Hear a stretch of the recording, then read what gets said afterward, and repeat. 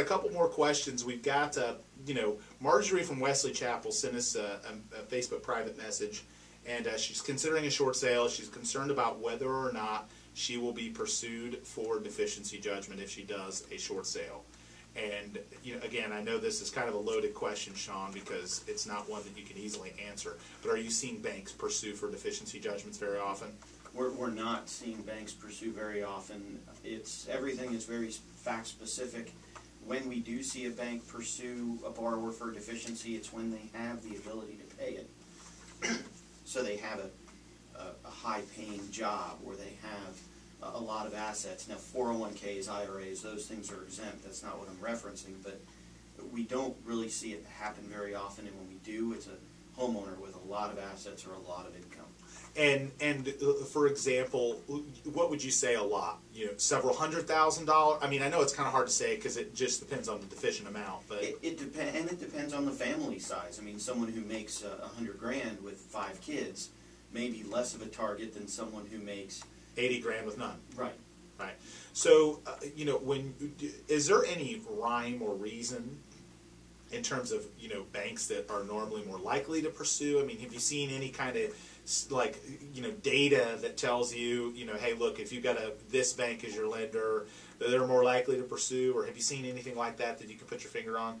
Not really. Nothing that I can put my finger on. I want to say Bank of America. I see when a bank pursues, they're more likely to do it. Okay. But still, I don't see it very often.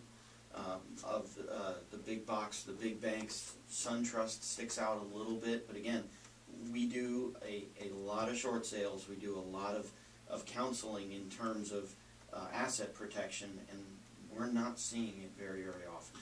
So in terms of, and this is something I think that's great for our listeners because it's a question I think I get about 57 times a day about whether or not they'll get pursued. If someone doesn't have money, again, they can file a deficiency judgment, but if there's no money, what do they get? They get a piece of paper that, with that piece of paper and $1.25, they can get a cup of coffee at Starbucks. And again, if they work with a good attorney, there are things that you guys can do to help protect them from that, exactly. From that pursuit. Exactly, and a lot of times cooperation with the lender, showing the lender that if they do pursue, at the end of the day, there's nothing there that the lender will recover. Most times the lender will go away.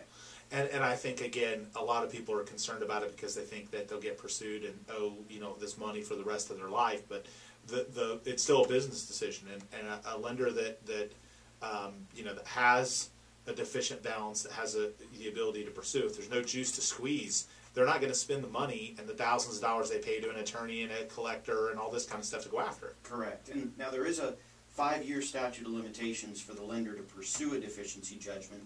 And if they get a judgment in Florida, it is possible that it has a 20-year life. But 8, 9, 10, 12, 15 years from now, the lender will not want to spend their resources chasing a borrower that had no money today. And they may not even be in business anymore. Exactly. I mean, in the grand scheme of things, some of the lenders probably will not be. Some of them won't go away, but